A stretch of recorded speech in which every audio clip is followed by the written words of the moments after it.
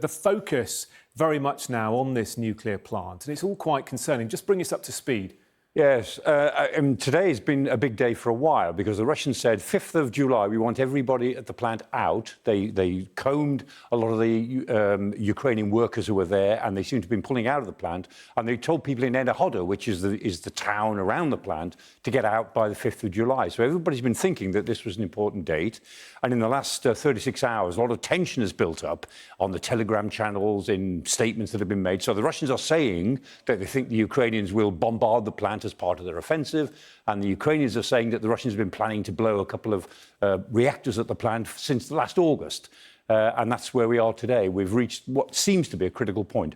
So if there is some sort of disaster, heaven forbid, how would that come about, do you think? Is it likely? Well, the argument is that the Russians have actually put charges in 2 of the 6 nuclear reactors. So those are the 6 reactors along there, and reactors 3 and 4, the middle 2, it is said, have been set with charges at the top of those reactors. That's the accusation.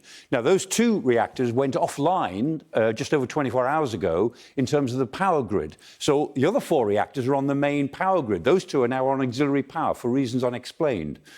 So there is something strange about reactors 3 and 4. So the question is, could it happen? Well, yes, there could be explosions there. Would the Russians do it? They're certainly trying to create the fear because they think they can get something politically out of creating a fear of a nuclear accident. Will they do it? Well, they've done other things like it, and so I certainly wouldn't rule it out. And how bad could it be? I mean, we're looking at something like Chernobyl again? What would it look like? Wouldn't probably be as bad as Chernobyl. This is a different sort of reactor. It's much safer. The actual core is much safer. It's encased in a better way. And they use hard oxide fuel, which is not the same as Chernobyl.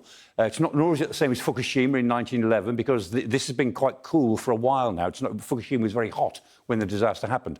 But Zaporizhzhia itself, the Zaporizhzhia city, of course, is in a different place to the power plant. I mean, Zaporizhzhia city is held by the Ukrainians. The power plant's on the other side of the river, held by the Russians, quite a long way away.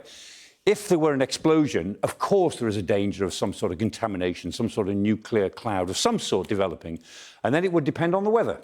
And at the moment, the wind is very light, and the wind is in the south and southwest, so any fallout, if there were some, would go towards the southwest. But at the weekend, on Saturday, Sunday, the wind strengthens, turns around to the southeast and the due east.